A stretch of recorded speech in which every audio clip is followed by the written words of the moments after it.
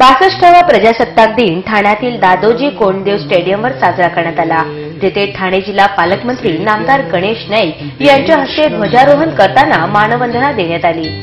हिंदुस्तानी नाम हमारा है, सबसे प्यारा देश हमारा है,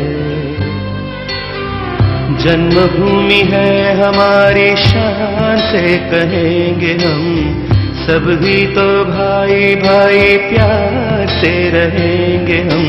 हिंदुस्तानी नाम हमारा है, सबसे प्यारा देश हमारा है। यावेळी जिल्हा परिषद अध्यक्ष कपिल पाटील, भाजपाचे आमदार संजय केळकर, ठाणे पोलीस आयुक्त केपी रघुवंशी समवेत विविध प्रशासकीय अधिकारीही उपस्थित होते। यावेळी राष्ट्रपती पदक विजेता अशा 3 पोलीस अधिकाऱ्यांनाही सन्मानित करण्यात आले। याप्रसंगी पोलीस दल, ट्रॅफिक पोलीस, स्काउट गाईडचे विद्यार्थी यांनी संकलन करताना तिरंग्याला सलामी दिली। यावेळी आपल्या भावना व्यक्त करताना नामदार गणेश नाईक म्हणाले, क्रांतिकारक आणि देशभक्त यांच्या त्यागातून बलिदानातून स्वातंत्र्य आलं। हा तिरंगा आपल्या सर्वांना हातामध्ये घेण्यासाठी अभिमान वाटतो आणि त्याच्यानंतर प्रजातंत्र आणि प्रजासत्ताक।